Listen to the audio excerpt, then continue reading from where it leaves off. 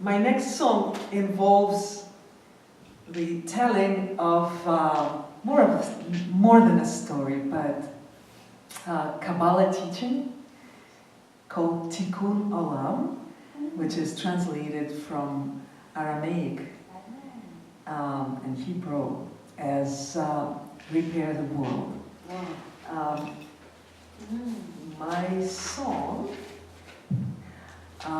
My song's name is Let Kindness Lead You. It's about kindness.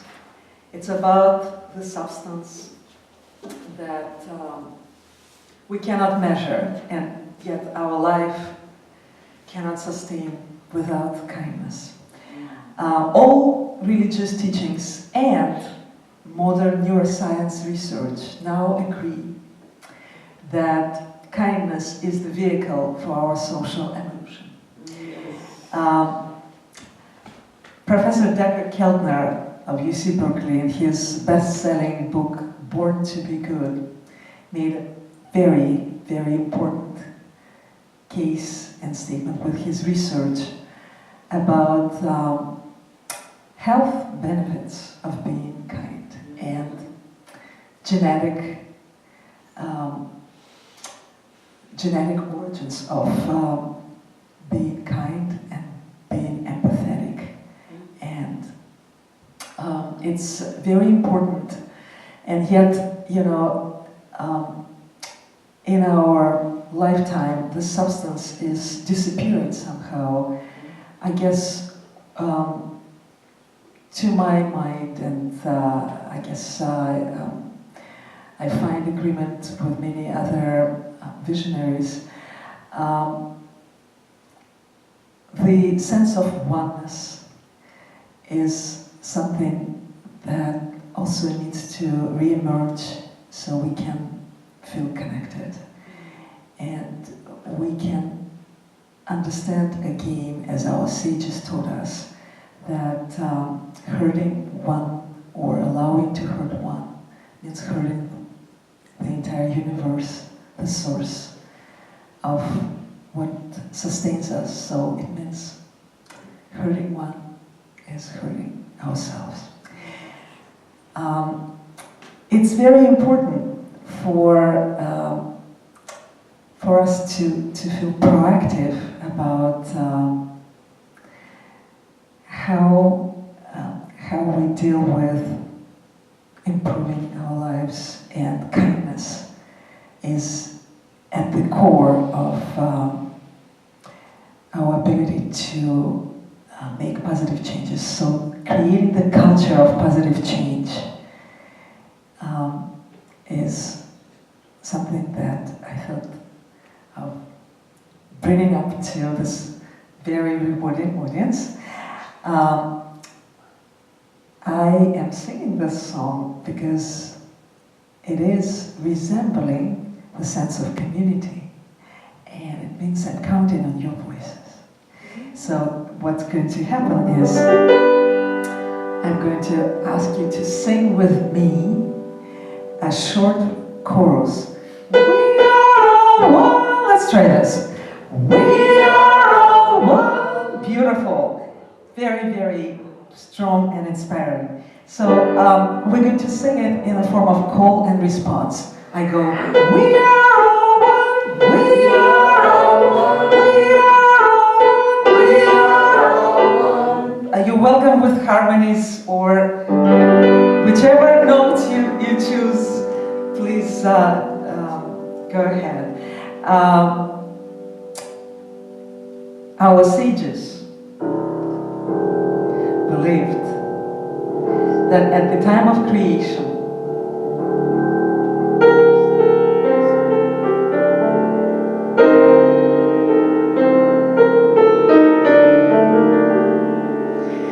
out of deep love, the universal mind had contracted part of self to create the additional space for our world. At that time of overwhelming darkness called Tzimtzum, the divine light became invisible.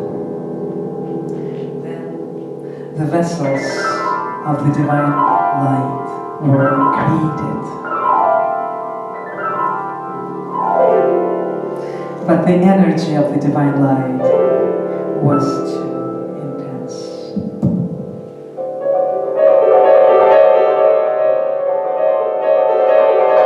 And the vessels shattered.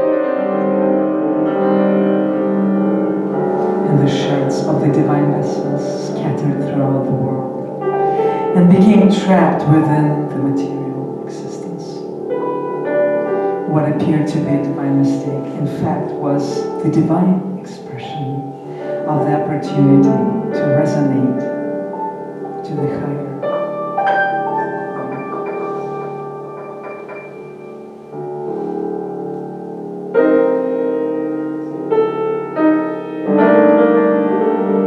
Each of our souls is the spark of these divine vessels.